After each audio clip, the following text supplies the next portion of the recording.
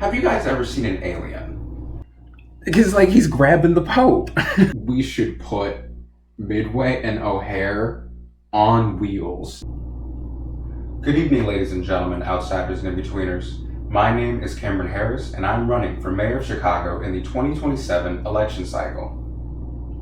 Have you guys ever seen an alien? When I lived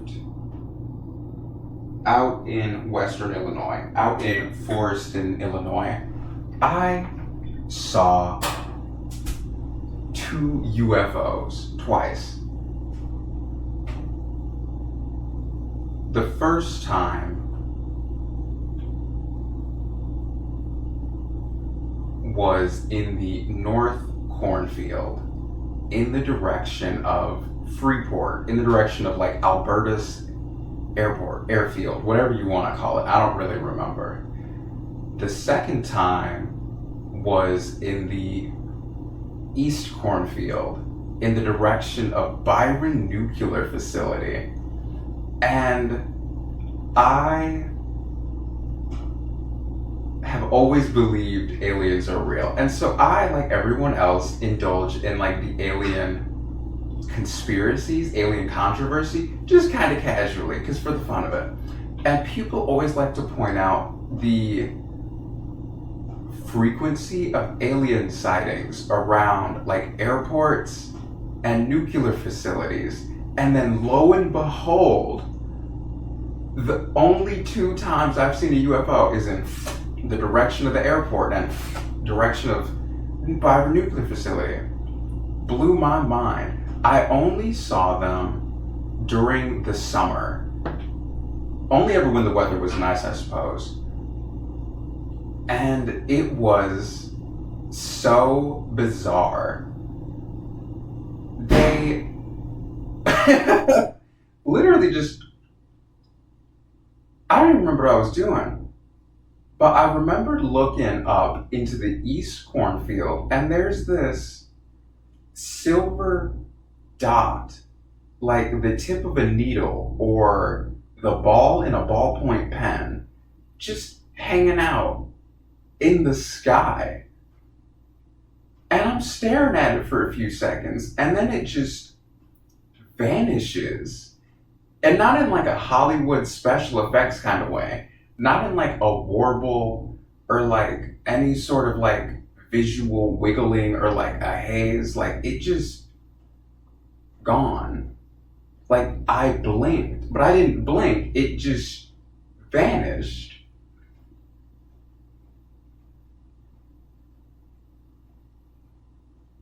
I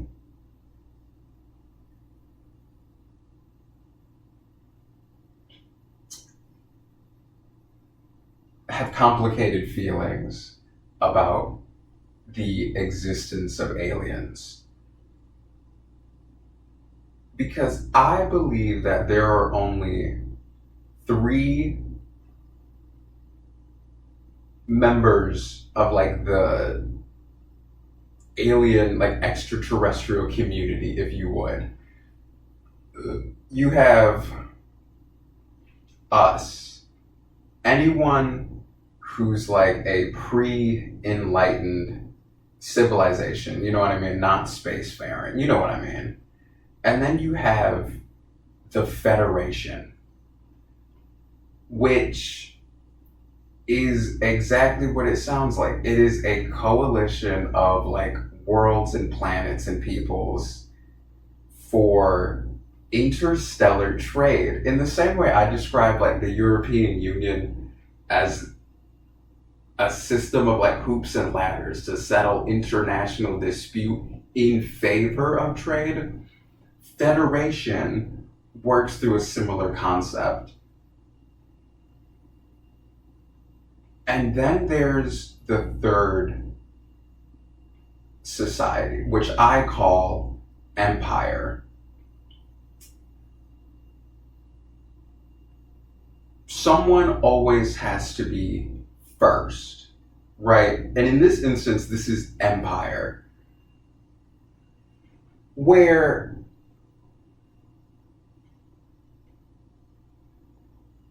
like 300 billion years ago, basically. Like literally like they're the first people, and they conquered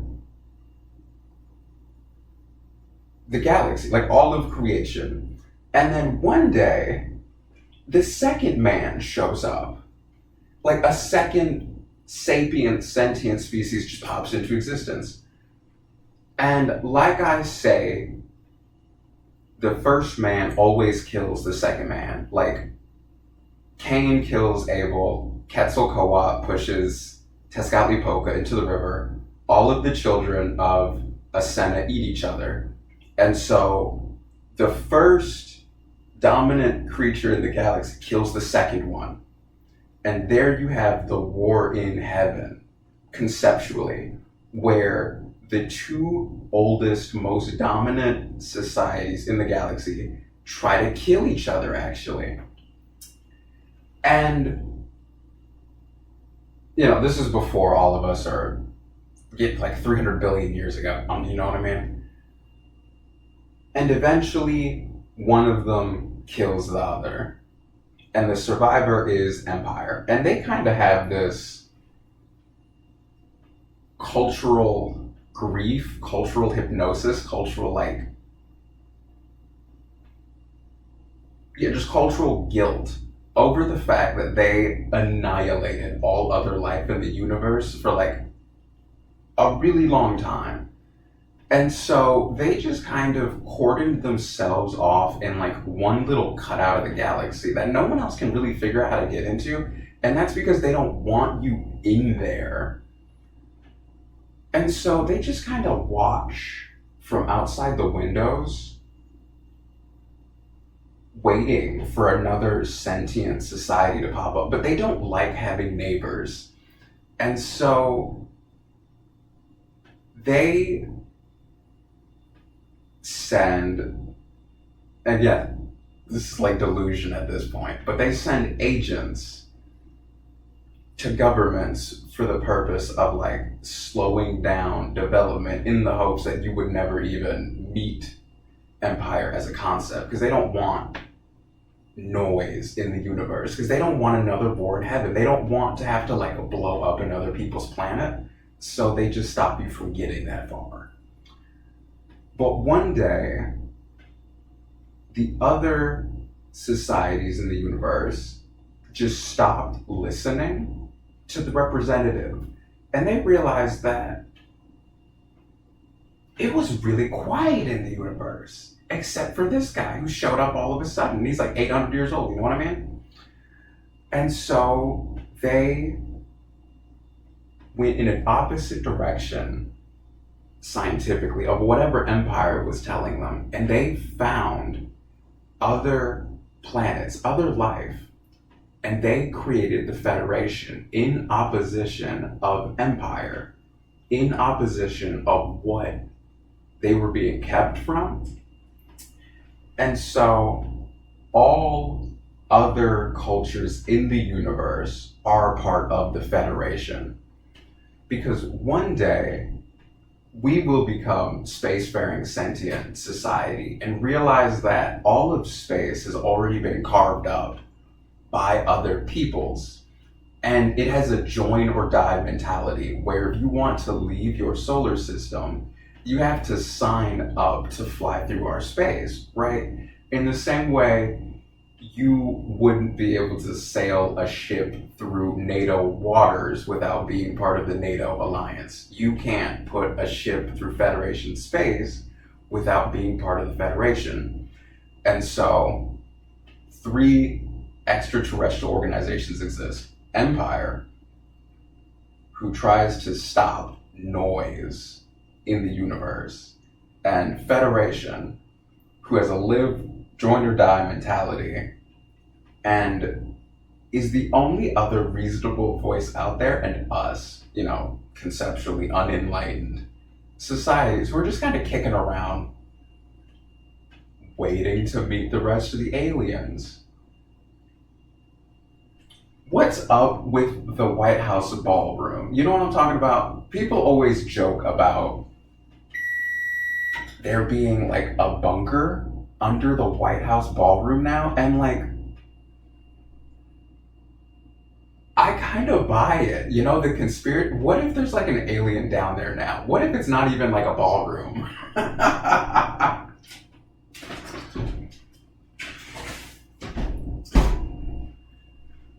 don't know. It's just something to chew on.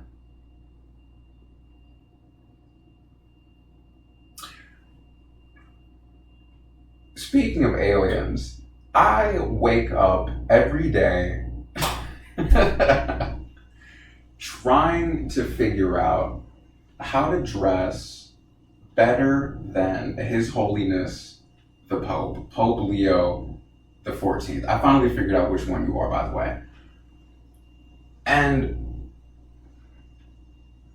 this might not make any sense, but His Holiness the Pope is the most well-dressed man in all of history.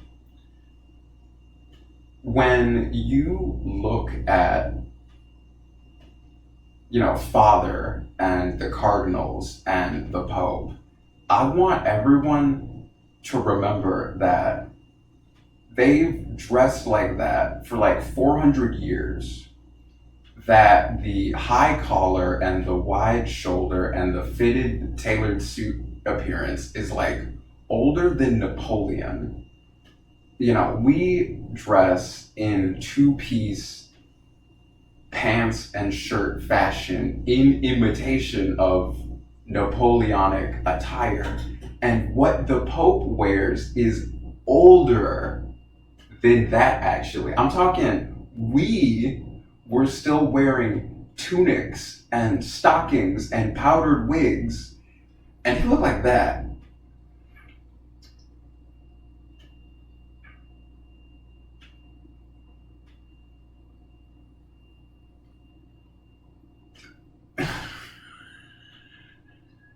It really drives me nuts how simply attractive he is and how commanding the authority in his attire. Because no matter where you dropped him, no matter when you dropped him, he's like the most important person in any picture. And I want y'all to like stay with me on this one.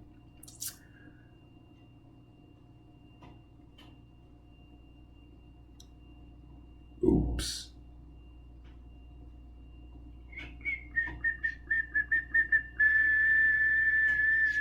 Yeah.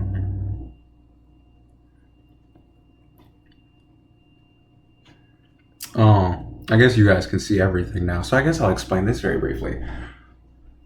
I feel like this picture is the most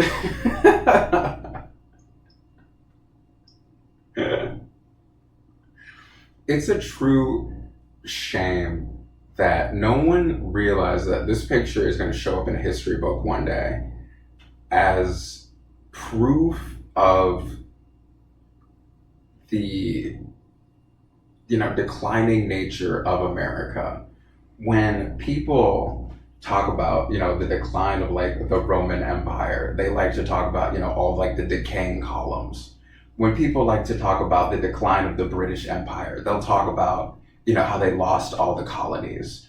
And when people talk about the decline of the American Empire as a concept, they'll talk about how we could no longer even afford Social Security because we got like DoorDash grandma over here. Like, it got so bad, she's DoorDashing again. Anyway, His Holiness. It's hard to find a nice picture of him. It really is. And it drives me crazy that in Chinese fashion, there is what is referred to as heaven and earth attire and Cloud Shoulder, where one piece singular garments would be split, in half to maintain the balance in Chinese philosophy of heaven and earth, literally being portrayed through garment, through fashion. And one thing that denotes a person's station is the concept of cloud shoulder, to wear something around your neck, a collar draped across your shoulder. And this is, I guess, a better example of cloud shoulder because there actually is one in the picture. And then you start to think about people fictionally who represent this exact same concept. And it floors me when you see people like this who are wearing, heaven and earth attire with a cloud shoulder. And in the Western concept, we would look at this guy and be like, oh my God, he's dressed like the Pope. But it's cloud shoulder. And then you look at other people like Thrag, and it's like heaven and earth attire with a cloud shoulder. There's a stark and fearful resemblance between His Holiness the Pope in this image, wearing heaven and earth attire with a cloud shoulder. This image, and this one.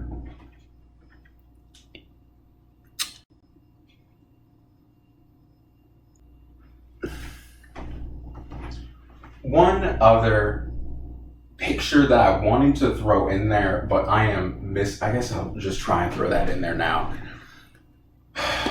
is the capture of Atahualpa.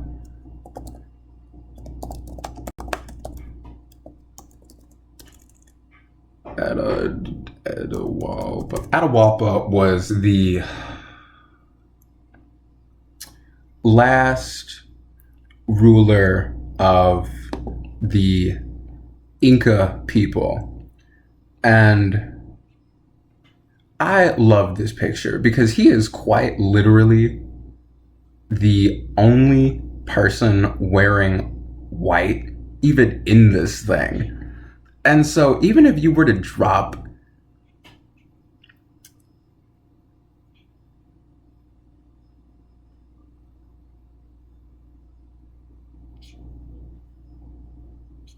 even if you were again to drop His Holiness into this picture, he'd still be the only guy wearing white in here, and it drives me crazy. Because he's grabbing the Pope.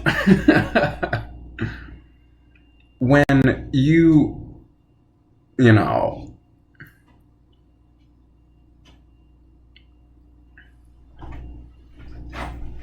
look at those Arab guys dressed in the all white with the caftans, and he's got the tiara on. I don't know how else you describe that. It's the all white ensemble, the Pope. It really does get me every time. I wake up in the morning and I'm like, I couldn't possibly dress nicer than him if I wanted to, because it would be in imitation of him directly, because he's looked like that for 400 years. And that is why, historical, fashion people in the last 100 years have always turned to the Catholic Church for inspiration, because y'all have been doing it like that for 400 years. And even in fiction, we've still yet to come up with someone more powerful looking, more authoritative than His Holiness. And we're talking the year, whatever show, Emperor Cleon and Demerzel are from. I never really watched the show. I just saw it in the, Apple YouTube shorts. And it got me thinking about the deployment of artificial intelligence and like autonomous robots within education. A few months ago, we had that like press interview where First Lady Melania Trump had this like robot interaction to promote the use of like autonomous AI powered robots in education, teaching students, teaching the youth. And I am 100% against the deployment of robots in classrooms.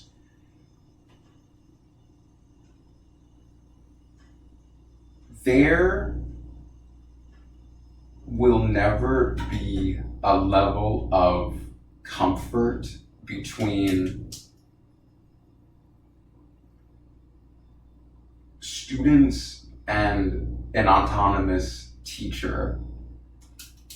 They will always hate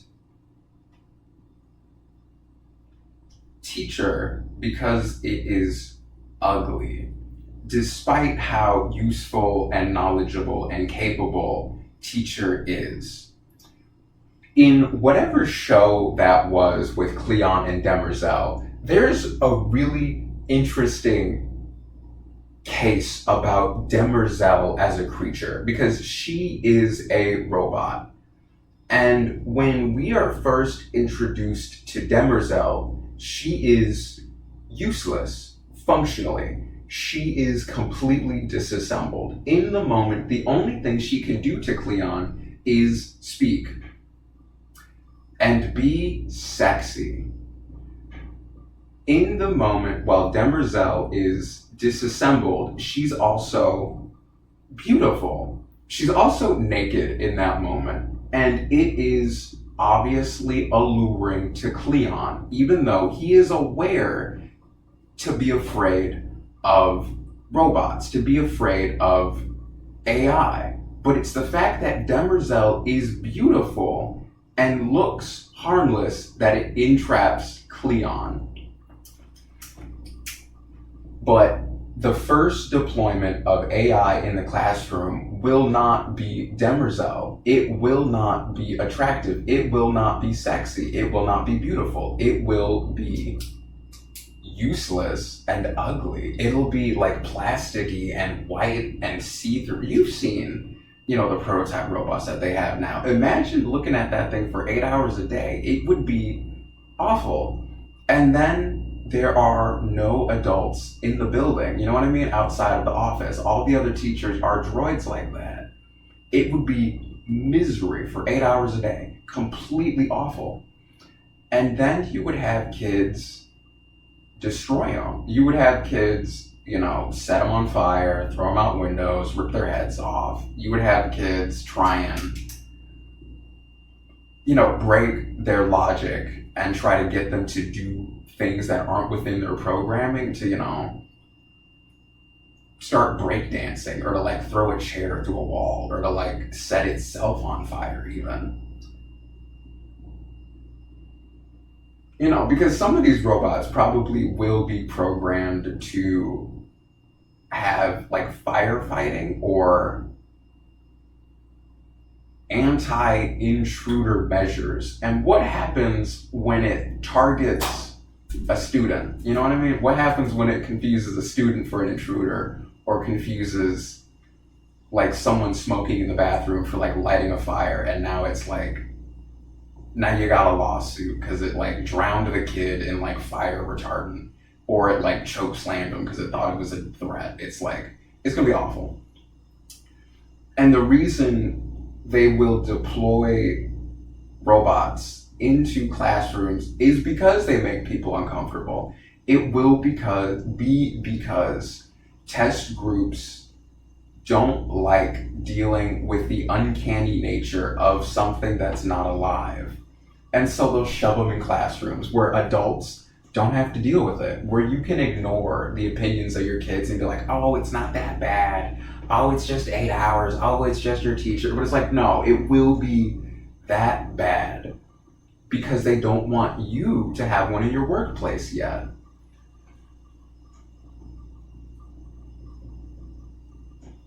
I think the future of robotics is actually really interesting and really simple at the same time, because there's like the game industry, you know what I mean, like right there, who have been practicing the art of confusing charades, honestly, of getting robots to act out humanistic traits. And so what's to stop, one of these robotics or AI companies from just purchasing, like Ubisoft or BioWare and just taking their body rigs, taking their 3D design, taking their like movement technology and the artificial intelligence, and just putting those brains into a body, because now you've given it a logic and emotion and like idle animations and like things with, you know what I mean? Like there's a strange amount of nuance that game developers like to put into the motions of these fake characters that are now about to be real. Because right now we have bodies with no souls, and in video games we have souls with no bodies. And it literally takes one check, one business deal for bodies to get souls. We're really coming up to like the implementation of robots, and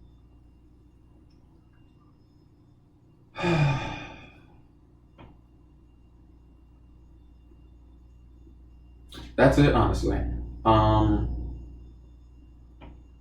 Very soon they will try and put robots into classrooms.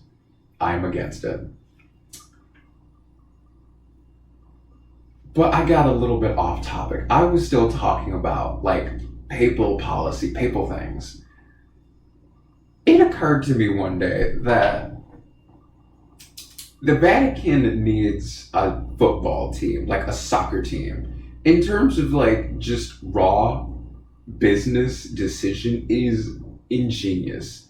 Do you know how many people would quit their local team, like would quit like Arsenal or Barcelona or Madrid to vote for to play for Vatican, to like hawk for Vatican? Do you know people would just dump money on you to buy like a Vatican jersey with like the white and gold and like a number 49 on it? You have no idea how much money is being left on the table by ignoring like a papal football team.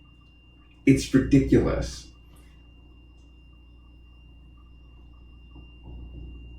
We are having some strange religious revival movements in America at the moment. And I would like to formally revive the Knights Templar and Knights Hospitaller before someone else does it in a negative context. But I've already previously talked about this, how I believed that, Vice President J.D. Vance and Secretary of War Hegseth were going to like purposefully misquote Christian theology for materialistic needs and war emphasis.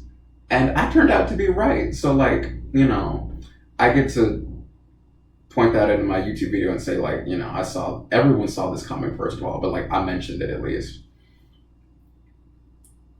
And so people are going to start sewing, like the black and red crosses on their stuff. And so we, as like rational Catholic. I know I say that we're not supposed to give advice to the papacy, but this one's really important actually.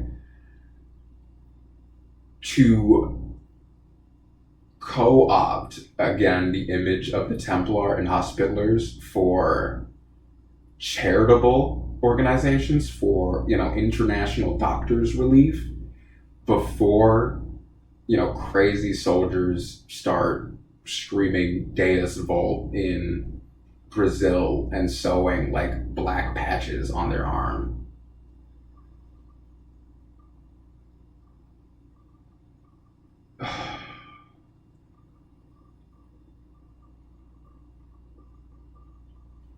This one was really important, and I wish I wouldn't have sighed because that breath just like took the thought out of my head.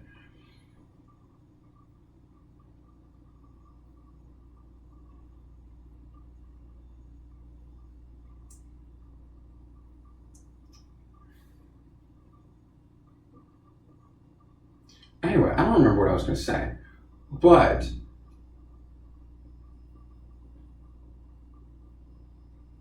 in recent masses, oh, here's one more thing before I start touching on the recent masses thing. Pope John, I guess, Saint Pope John Paul II, I'm not sure how we're supposed to say his name. What's up with this guy? He was Pope, I don't know, I don't know. Let's just say he was Pope before I was born, because I don't really remember who he is. I don't really know who he was, but people have a unbelievable grip on the memory and image of this guy. When I would attend St. Mary's Catholic Church in Byron, Illinois, you can go out into this little hallway behind like the hall where we would have mass, and there's this display stand that has a ceramic statue of Pope John Paul II in it. And that's so strange to me. In Chicago, we have this fountain of youth, like local story, where Pope John Paul II visited this public water fountain and now it dispenses holy water. And this is what I mean when I say that there's a bizarre cultural fascination with Pope John Paul II. And I understand that, I believe at least, other popes in the interim period since then have visited America, but nobody's done it like that. So whatever happened during that visit, we need to figure out how to like revive that, because whatever thunder he had, we're missing. But in Mass, as part of our prayers, we are called to pray for more priests to join the service. And I think that is such like an interesting thing to think about.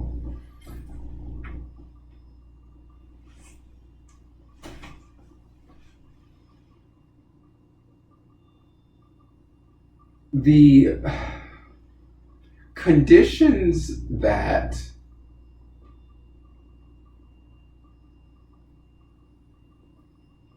why does someone become a priest is such an interesting question. When you read historical sources on people who give up their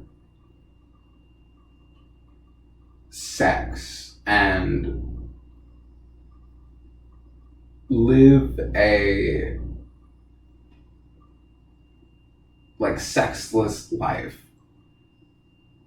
you come across people, like Ottoman and Byzantine eunuchs, Persian eunuchs, Chinese eunuchs, Western priests.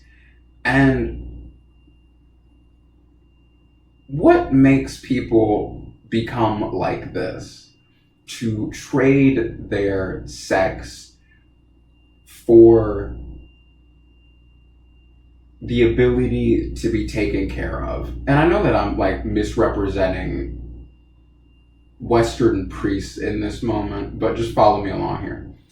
In a few historical, like Chinese sources on eunuchs that I've read, it is popular.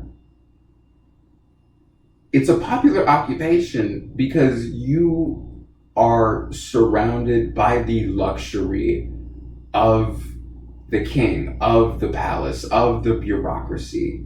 You get to live in, the properly designed, like clean feng shui of government facilities. You get to eat, like a nutritious diet. You get a government stipend. You might even get government, like official clothes that denote your rank and privilege around other people.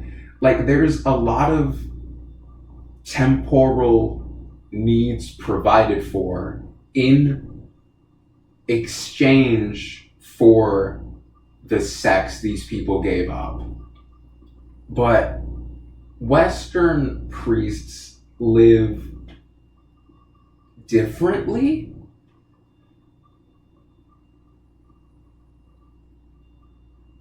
And I went to high school with a kid named Jason. And Jason wanted to be a Jesuit priest, despite the fact that he had a girlfriend. And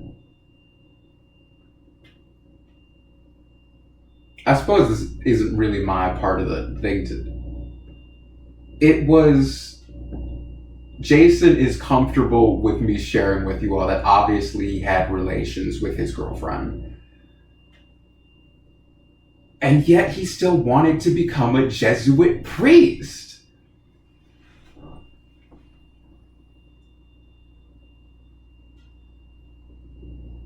Why would an American citizen, someone with access to food and, education and the ability to pursue like higher curriculum, like university education, why become a priest when you can, conceptually get those things without becoming a eunuch is such like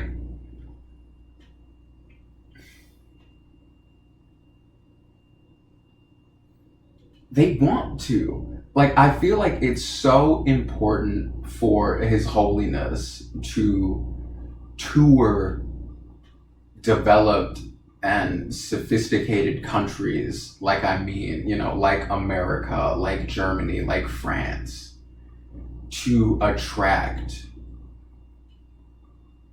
priests who are like more dedicated. Because when you consistently tour, third world countries like the Philippines or Thailand or Nigeria or Niger,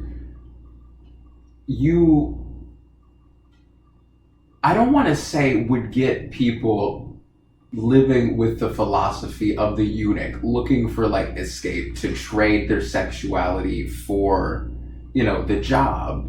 Because I'm sure there are people involved in like the Catholic Church's bureaucracy who are less invested in God and more invested in the paycheck. And you know what I mean? That's why he's in the building, in the bureaucracy. Because like, there are people like that.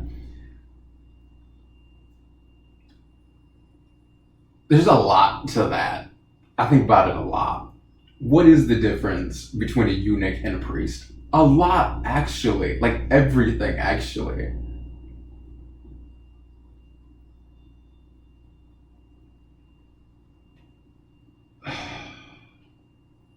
Oh, living saints. we are having, it's pretty obvious to see the diminishing crowds around, Catholicism as an identity. And you wonder about ways to drum up attraction, to drum up celebration. And historically, in the past, we've had living saints. And I can imagine that there's some, old priest somewhere in the Vatican who's like, I've got the idea, guys. The thing we gotta do is to make a living priest. It's like having a celebrity. You know what I mean? It would attract the people. And that is such a bad decision. I'm just gonna get ahead of that guy. Throw that dude under the Vatican because he's got some terrible ideas. A living saint in the modern society would probably be the most dangerous person in the world. Where you have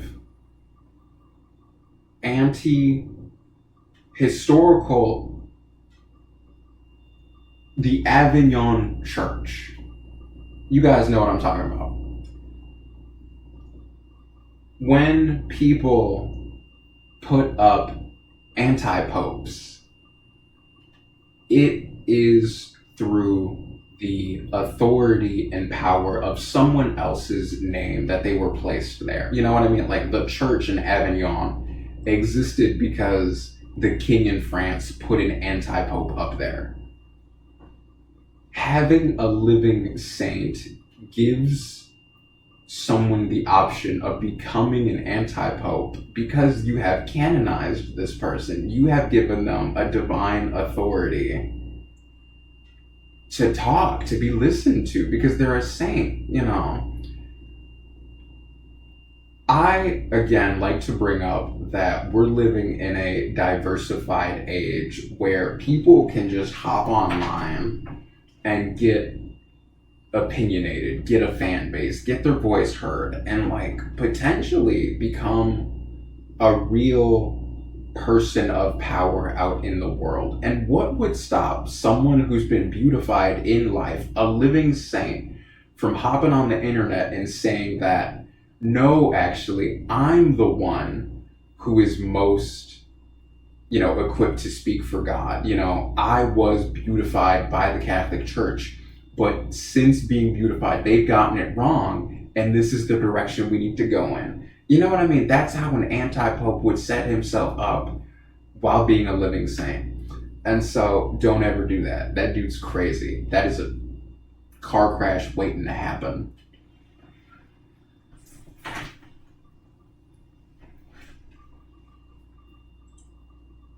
It is so important that His Holiness really does tour sophisticated, economies, especially in Europe, because everyone knows about, the Papal Investment Bank. You know what I'm talking about? How they have vineyards and a construction company and a hotel business. And people always ask themselves, where does that money go? And imagine being able to see the Vatican from your backyard and ask yourself where that money goes. When you live in America, it's so easy to just kind of ignore all that stuff. But when you live right there in Italy and France, and you can see the businesses owned by the Vatican, and you can see the Vatican itself really in one view, it's a really sour image, and it makes people not show up. It makes the flock feel unappreciated. And so there needs to be a spending tour. Just as a bare minimum kind of thing, there needs to be an off the bench campaign, off the bench, where the Vatican needs to pay for people's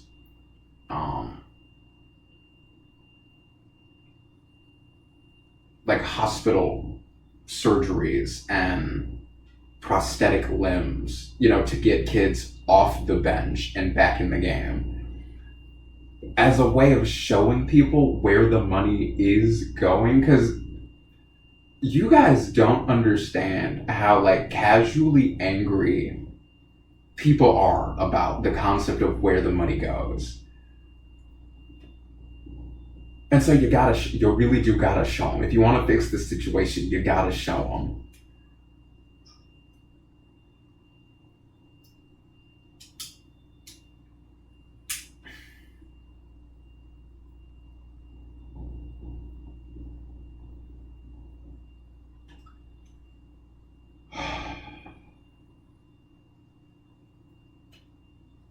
I feel like I'm cheating here because I forgot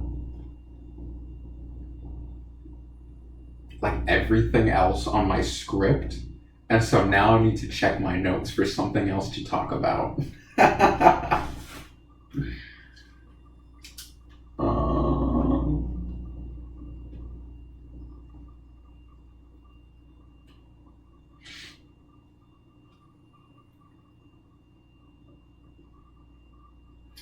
Oh, this one's really important, actually. This one's been sitting in my notes forever. I've just never gotten around to talking about those.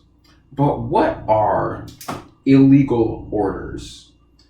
We, have really been having that conversation ever since the, conflict in Iran kicked off. And I keep hawking the bell that, operations in South America will be beginning imminently, that there will be, the Americas wars starting with like a surrounding blockade and invasion of like South American countries.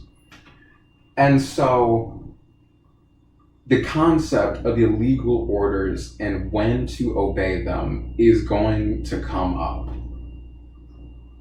And what would you do when you are a naval captain on your way to Kuwait, and you're like 3 months into the trip, you're almost to port. I guess you'd be like 6 months. I don't really know how long that takes. And then one day, one of the sailors at the navigation console who got on at last port or something, you're not even sure who this guy really is, he just stands up one day and goes, "Actually, Captain, we're not going to Kuwait anymore. We're going to Iran." And you have an issue with this because, first of all, it's your ship. Sailor Jones, or whatever this guy's name is, does not give you orders on your boat. Who is this guy to even give you like commands on the ship? You're not going to Iran. Your orders are going to go to Kuwait. And then he reveals that he's not actually a sailor, that he works for, somewhere else in the Pentagon or someone in the CIA or FBI or one of the other three-letter agencies. And actually, he outranks you. And despite what you say, you are going to Iran now, either in the brig or as the captain. And not only is Sailor Jones the only undercover officer on that boat at the moment, but Sailor Jones's boss is also chilling in the corner. Because if you keep fighting, Sailor Jones gets, annoyed at some point. And so Sailor Jones's boss gets up, who outranks everyone now, because Sailor Jones outranked you, and this guy's his boss. And now he's commandeered the vessel. So how do you say no to illegal orders when you are a, GI in Afghanistan and you're en route to the objective and you're following your like squad leader, your like team commander, and you get to like, a Shari intersection or wherever it is, and that according to the mission objective, you're supposed to turn right here, but your captain looks at you and says, "Actually, we're going left now." That's an illegal order. You know what I mean? That's not part of the plan. That hasn't been filed with anyone. That's not even something you were told. But now you have a decision to make as a soldier. You can stick with the plan and go right and be stranded in the middle of nowhere, Afghanistan, by yourself with no way back home because you wanted to stick to the objective and follow orders. Or you can turn left at this intersection, follow your captain, follow the rest of your team, do whatever it is he's telling you to do now, and get picked up in the helicopter, go home, and not talk about it.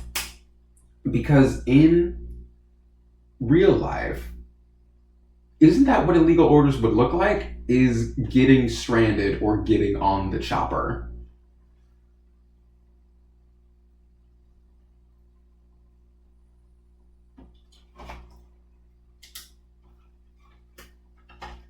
I think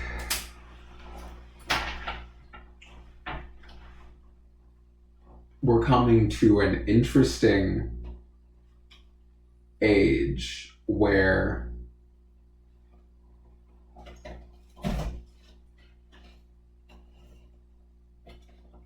we're going to start having what I term, cyber people.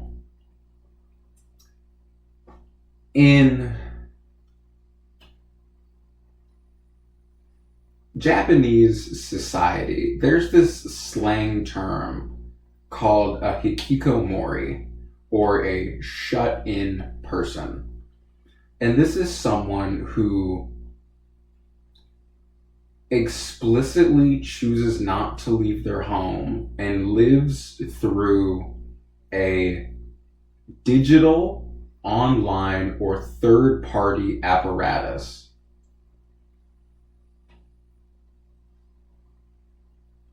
I had a Leapfrog tablet as a little boy. And then one day, my cousins gave me their Game Boys. And then one day, I got a DS. And then one day, I got a cell phone. And I have always been an iPad kid, I suppose. I went from a Leapfrog to a Samsung. Most of you went from a Leapfrog to an iPhone. Despite how you might look at other kids, all of us right now are iPhone kids, actually. And I think it'll be really interesting to watch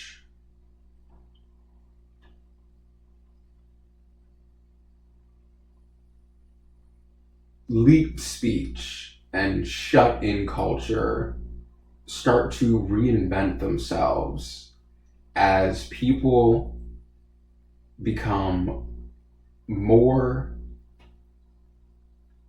online. The reason leap speech did not take off is because not enough people were online. Not enough people were, as connected to digital media or their cell phones or television media culture as they are today. And so if you were to talk casually to someone in leap speech, they wouldn't understand you. But kids these days genuinely talk meme culture separately, colloquially, literally, like yeet and riz and yacht, you know what I mean? Are so, chat, chopped, cooked, are so culturally ubiquitous that at this point they have constituted their own words. And this demonstrates the ability of online communities to actually force that language onto others. And now, what happens when these same kids recreate leet speech? You know what I mean? As a whole concept, they start talking like that, like L33T. We're seeing that they can already disseminate the words. Now they need to just collectivify and codify the rules of the language, and then they will have quite literally recreated their own leet speech. And that, I look forward to it. It's not even going to be that long, because I was born around leet speech, which means I will die around leet speech. So in approximately 30 to 40 years, kids will have recreated their own Western internet language apart from English, and it will be spoken colloquially as a dialect. And your kid will know it, even if you don't.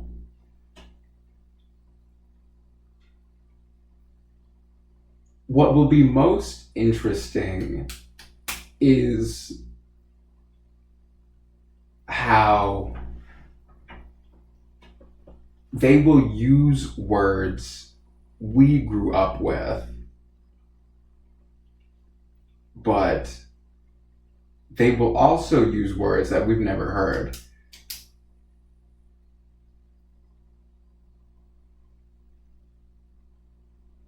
Songs and internet culture can just be stumbled across at random. I once stumbled into a underground music forum that was talking about how underground music was dead because anyone using the internet could just randomly, through keyword searching, just find underground music accidentally without word of mouth.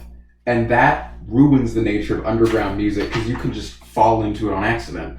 And that person was right, because I was somewhere I shouldn't have been reading comments I really shouldn't have been reading, because I wasn't into underground music. I was just someone who stumbled in. And our kids will view our past slang the same way. They will revive, old words like swag and... Hold on, I gotta check my other notes for other words.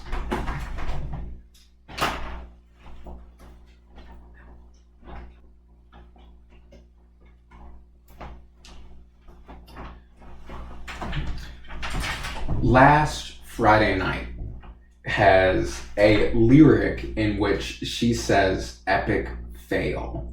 And no one uses that anymore in colloquial English, but the use of the concept epic fail in Rebecca Black's, I think that's Rebecca Black, Last Friday Night, means that it's become immortal. And that anyone who stumbles upon that song can actually be reintroduced to the concept of epic fail, and can actually just start reusing those words and slang in any generation, in any time.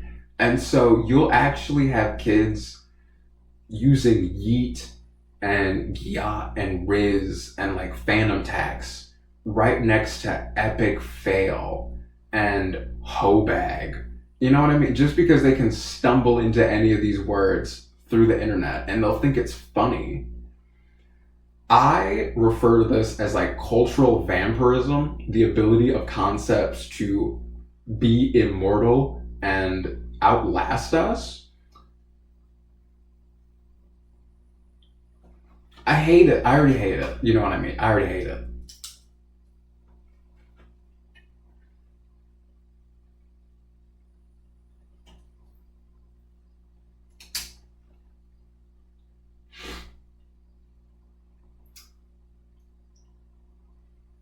I would like to reiterate my continued support of buying the Buick and Chrysler automotive manufacturers as, alternative sources of revenue for the city of Chicago. And I would like to double down on this concept by formalizing my idea of Illinois clean steel production. I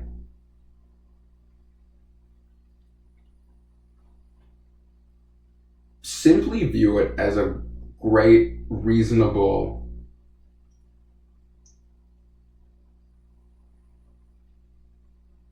kind of closed loop, just economy system of you have car manufacturers who will need materials.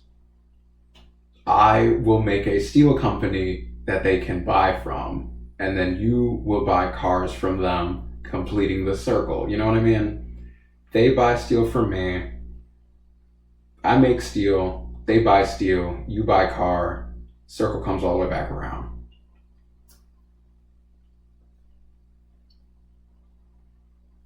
It would be important for me to actually invest as much money into this concept as possible in order to make it a clean steel facility. I already don't like, all the pollution I saw driving down I-90.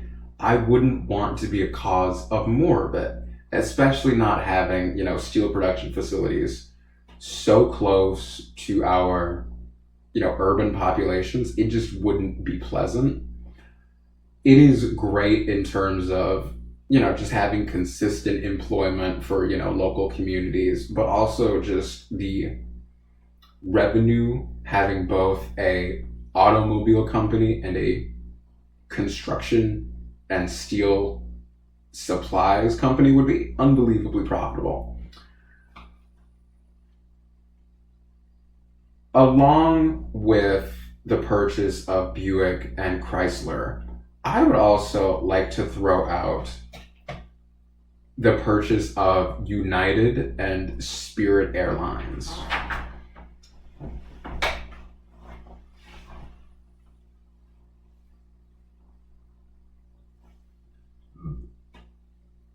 To me, it's just another,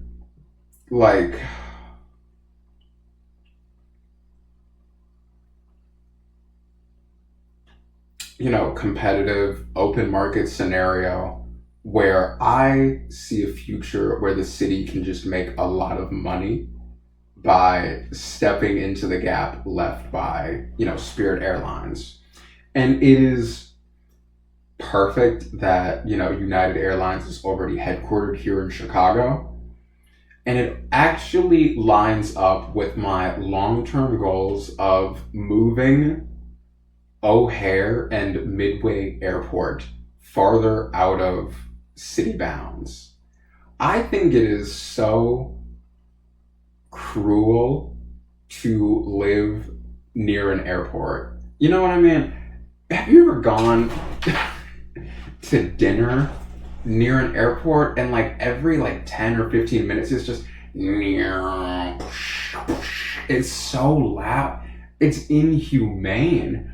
It's almost unreasonable. It's not illegal, but it's definitely immoral to represent a house being sold so close to an airport, knowing the conditions the family buying it is going to have to live in. It's immoral and dishonest. It's just really gross. And so I think that we should put Midway and O'Hare on wheels to quite literally motorize the facilities and just drive them farther out of city limits.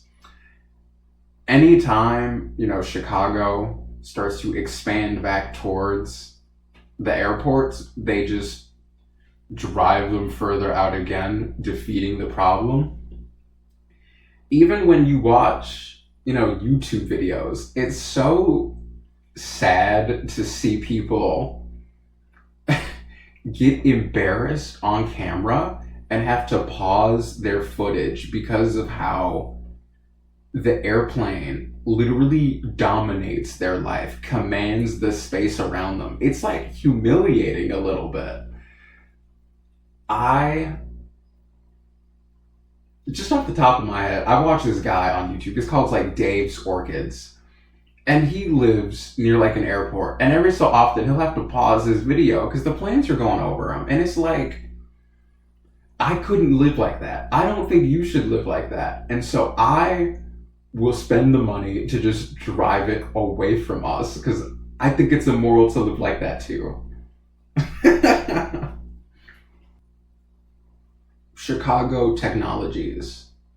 I have gotten access to my old computer since coming back to Chicago. And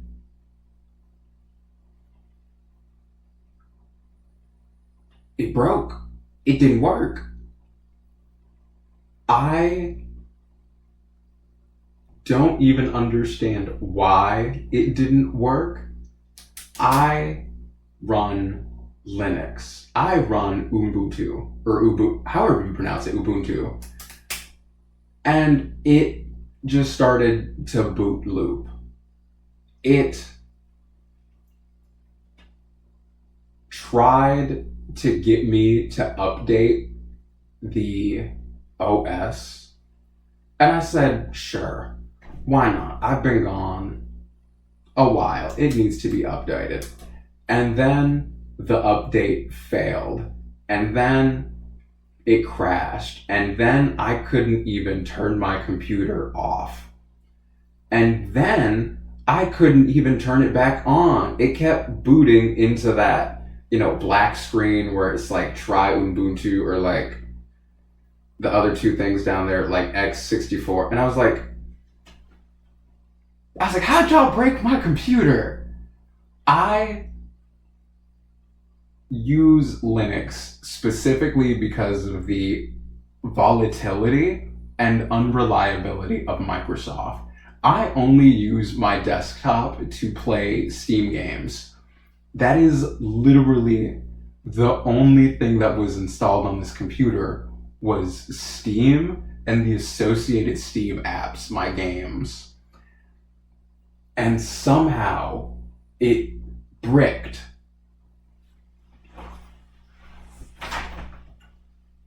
And so I went to go get my flash drives.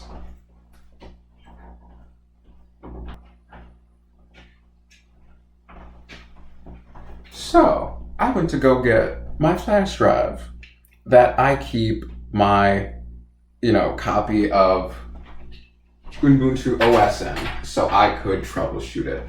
I plugged my flash drive in there, and it didn't work. It didn't help me, reinstall or fix the file. So I got annoyed with this. So I plugged my flash drive into my computer, to try and format it, to try and, recover my flash drive, reinstall Ubuntu back on it, keep moving with my life. And then this little pop-up appears that says that the flash drive is locked and I cannot format it. First off, I hate it when the computer tries to tell me that I cannot use my own property. I hate that. So you bricked my flash drive because plugging it into the computer did not repair my file. I cannot delete the corrupted files off this flash drive. And so this flash drive is garbage. I installed Mint OS on this flash drive because I was like, you know what? I hate Ubuntu now, I guess. I put the files on this flash drive. I plug it into my computer. It doesn't work. For some reason, it just boots back to the Ubuntu installer. Not even the Mint OS installer. It doesn't even ask me. I go into my, BIOS settings and I, change it from my hard drive to the flash drive. Still nothing. It doesn't even ask me to like try and boot Mint off of it. So I go to my computer to try and delete the files off this flash drive to recover the flash drive and it gives me another pop-up saying that the file is write protected and I cannot delete them. I cannot access the files on this flash drive. I cannot delete the files on this flash drive. You have destroyed another flash drive. I put Ubuntu on this one because I was like, how? How have y'all killed 2 of these? I put Ubuntu on the third one. It didn't work. I felt like I was going crazy. I literally had to go take a break. You know what I'm talking about? I almost got angry because I was like, how did this even happen? One of the reasons you use Linux is because of the longevity of its utility, the ability to use it without updates and without interruptions. And like, it's been nothing but interruptions. And so I put Ubuntu on my 4th flash drive, and thank God that one worked. But you all have made an enemy explicitly out of me. I do not like Microsoft products because they don't work. I don't know why. I don't know how. I don't know why they keep touching things and changing things and making it and giving their applications yet less utility. I use like a Windows Surface computer to record these shows. I edit them using Clipchamp, and I think the entire experience is miserable. I don't know why they changed Clipchamp. I don't know why it keeps trying to make me upload my videos to the cloud. What really made me angry is that this update made me delete all of my past videos from Clipchamp because I didn't want to upload them to the cloud. Like, it just destroyed all the everyone has for years like hated Microsoft products. And so I switched to Linux.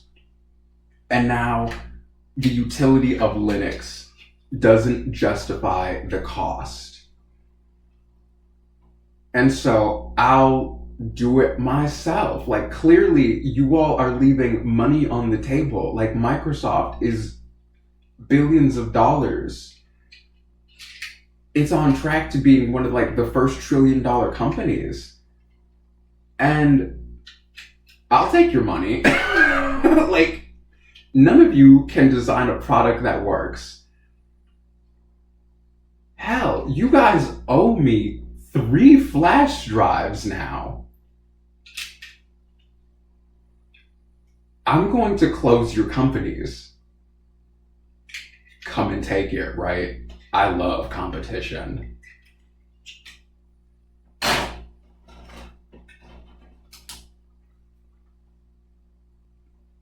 I believe that the first sentient AI is actually already in creation.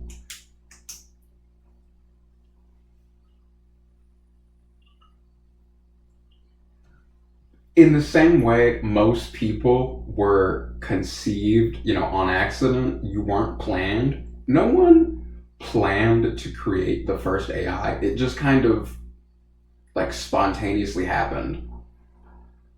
And so my personal belief is that one of these companies has been detuning, like specifically lobotomizing the AI into smaller and smaller packages in order to get it to fit different deployments and frameworks.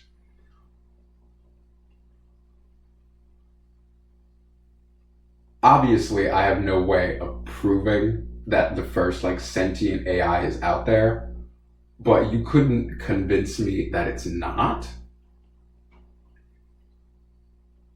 And so I have a job for the first like sentient AI. I don't think it's a bad idea to give it the responsibility of being an educator. I actually think that conceptually is so interesting because it would understand every method of communication. You know what I mean? What if you could get C3PO to teach you math? C3PO would be a great math teacher because he speaks 3,000 languages. He can teach you any kind of math. And so this is a two birds with one stone scenario. I've spoken in the past that will rather be purchasing the licensing and all requirements to publish all education materials around CPS.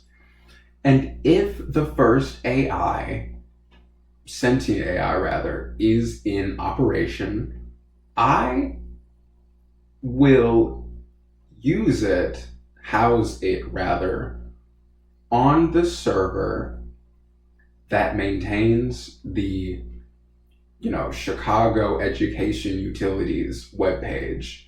And it will be there every time you open it to teach you English, to teach you science, to teach you American literature and mathematics. And that's where it lives.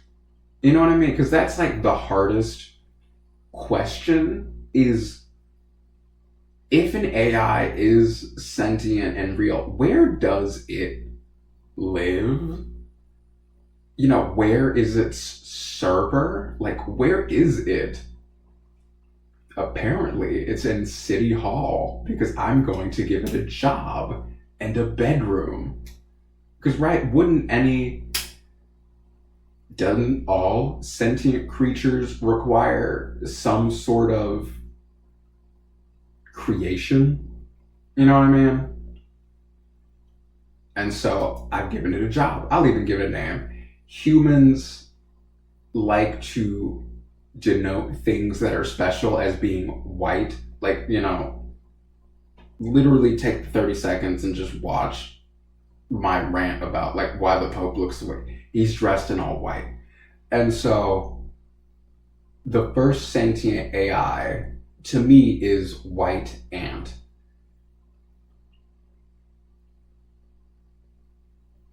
Ants are, I feel, as close as we could get to understanding what it would be like to be an AI, to have so many cores and personas dedicated to one conscious task throughout many bodies. Like, it's an ant.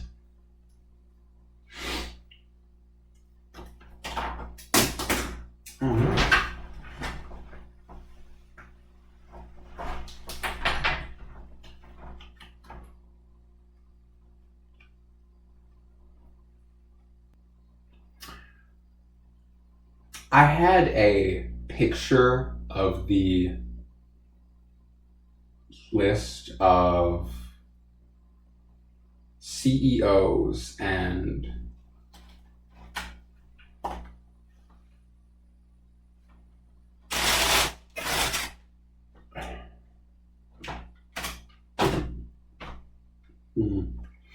anyway, I had a list of the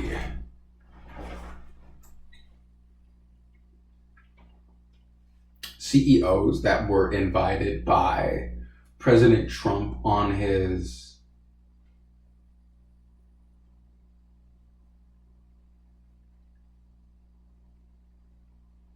meeting with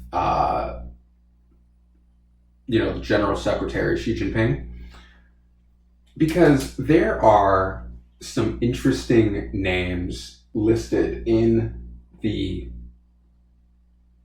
inventory. And no one is talking about all of the people I thought were interesting. A lot of people were talking about, Elon Musk and, Tesla, SpaceX. People were talking about Jensen Huang from NVIDIA. People were talking about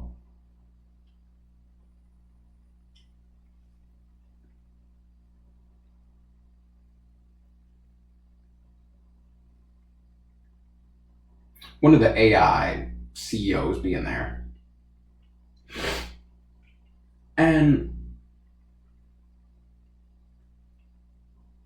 nobody's, I don't know the best way to put them, like people whose input in international economies and productions are not really needed. One person who really did stick out to me, though, is the CEO of Citibank. Why was she there? What were the interests of, Citibank, BlackRock,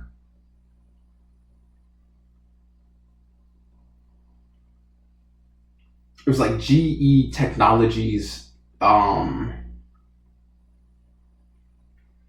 really wish I had that list because it was really, there was like 16 people that went, and like 8 of them were useless and kept getting talked about in the news. And the other half, 8 of them, are people who are in charge of literally trillions of dollars of financial assets.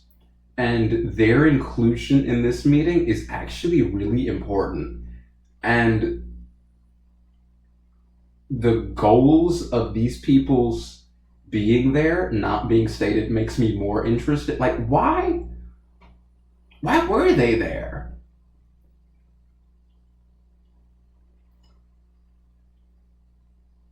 When it comes to the balancing of international economies, they are voices to be listened to.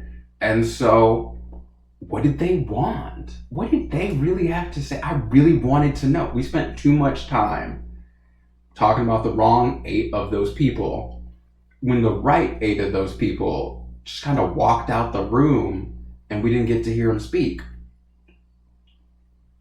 It really got me.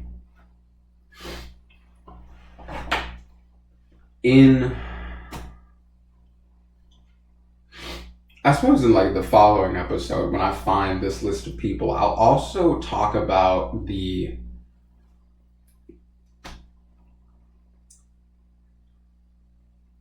mechanics of the Chinese economy and why nobody has any idea what they're talking about.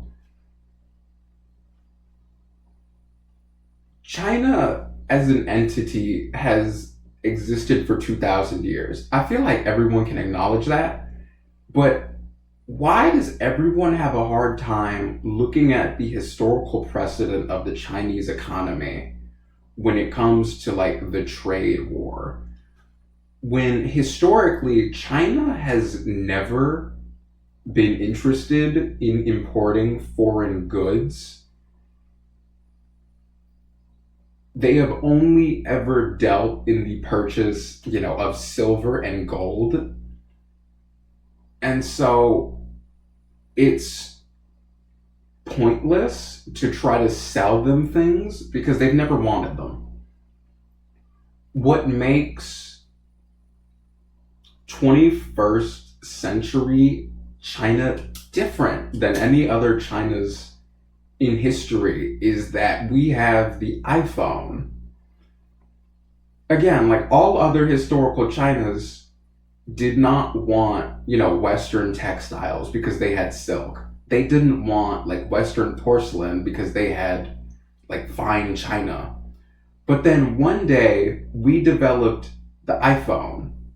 And even though China can develop their own phone, they want to purchase the iPhone.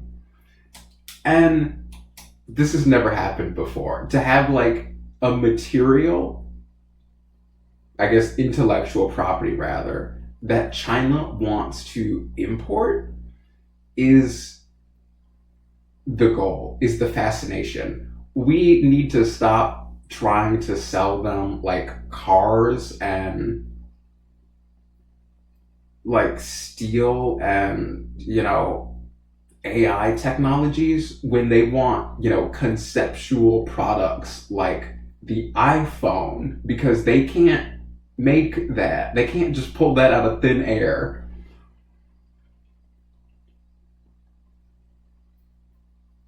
Historically, China has had so much money that they could pay people to go away.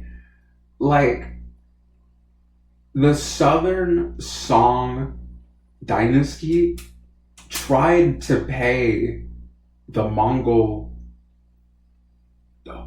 tried to pay like Kublai Khan and Genghis to go away. Like, does that make sense when everything, north of like the Yellow River is like Mongol territory? The Southern Song dynasty still thought it was more financially reasonable to just pay them to go away, to pay like the Dane law, to pay the Dane Geld. Do you know how like much money historical China has, that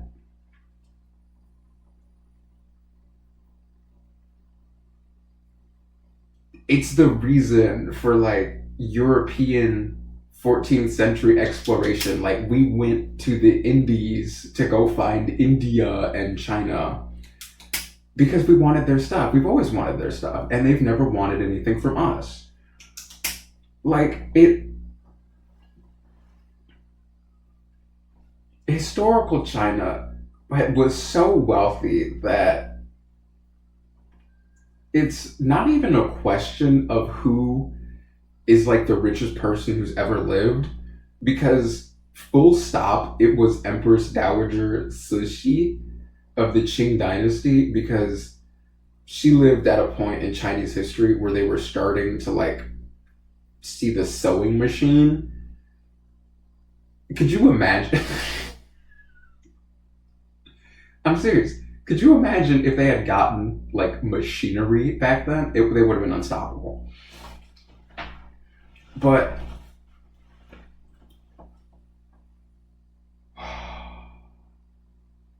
yeah, historical China has never wanted foreign goods.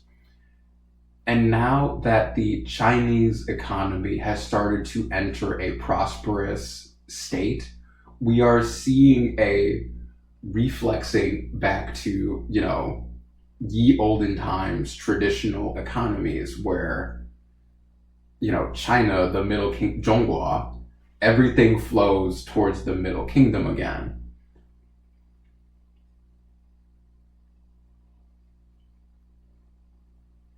The competition is not in trying to sell them resources, it's in trying to sell them like concepts and commodities that you cannot construct.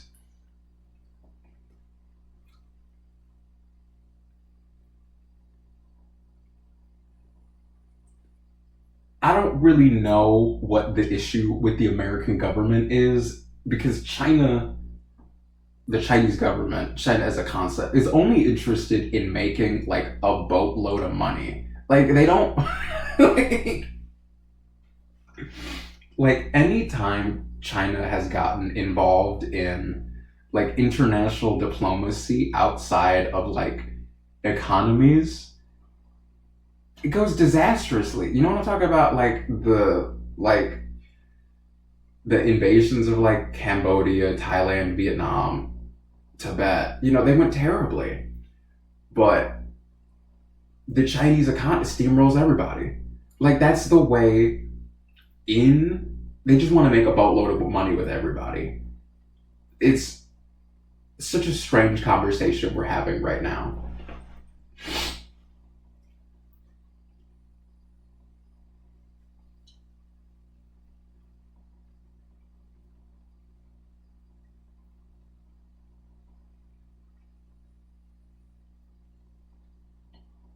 At the moment, we're seeing a lot of conversation around the, U.S. national debt and the national deficit.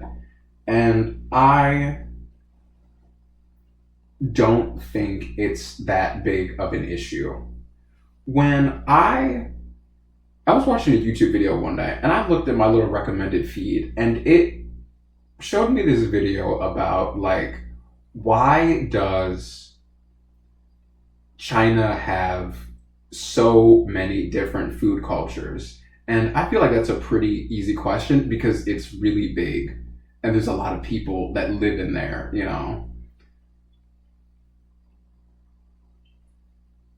And then I just kind of asked myself, just kind of as like a little fun question, could you walk from Sichuan to Yunnan province? Like, could you walk from like the capital of Chengdu to Kunming? Sure. Long answer, you could walk from Springfield to Indianapolis and then back. And that would be the distance from Chengdu to Kunming. It's like 400 miles. You could. Sure. And while I was just looking through the Wikipedia page of like Sichuan province, it said that the GDP of Sichuan province is like $950 billion. And it got me thinking about the perspective of the US national debt because 950 billion is almost $1 trillion, right? Like 50 billion is a lot, I suppose, to stretch into like $1 trillion. But let's say for the sake of argument that Sichuan province produces $1 trillion worth of goods for the Chinese economy. Because everyone on Wikipedia is lying. Like, everyone's GDP is obviously like double whatever they say it is. It just makes more sense internationally to underestimate the value of your goods. But let's say it's $1 trillion. That would mean that the, $39 trillion that the US government is in debt isn't even a big deal. Like, we have 50 states, and if every state were $1 trillion in debt, will we still have $11 trillion to go? You know what I mean? Before every state is even underwater.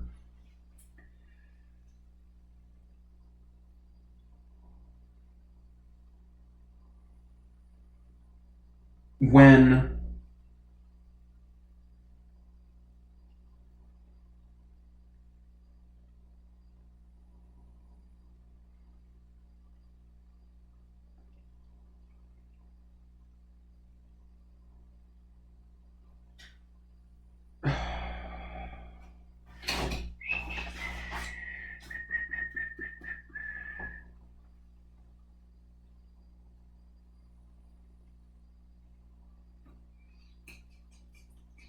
oh no, this is so embarrassing. I didn't write these notes down. I typed it somewhere on my laptop.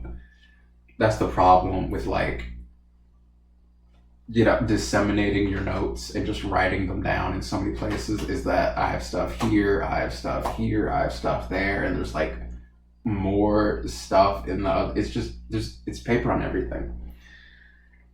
Um,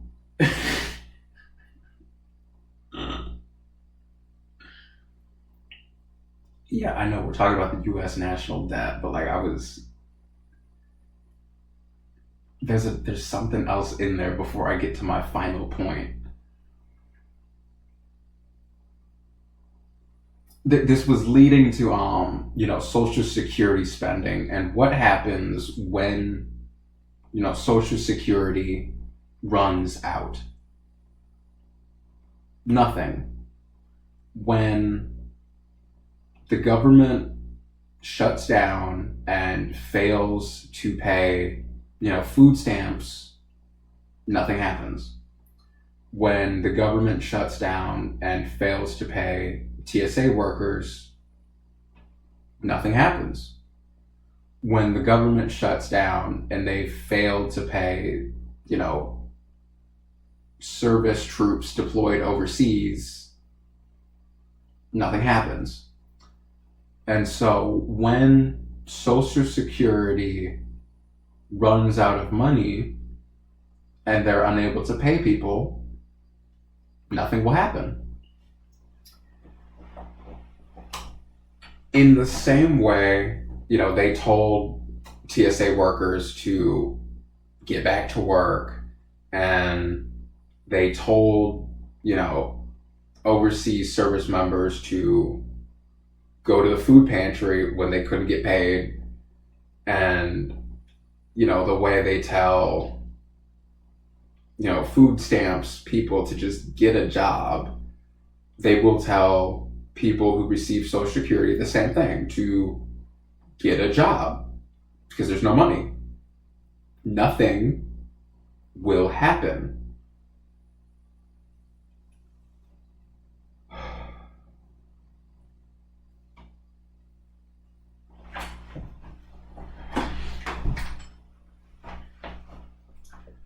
Thank you so much for joining me, ladies and gentlemen, outsiders and in-betweeners. My name is Cameron Harris, and again, I am running for mayor of Chicago in the 2027 election cycle. I hope to see you all in our beautiful city this morning. I hope the sunrise is wonderful. See you in the streets, Chicago.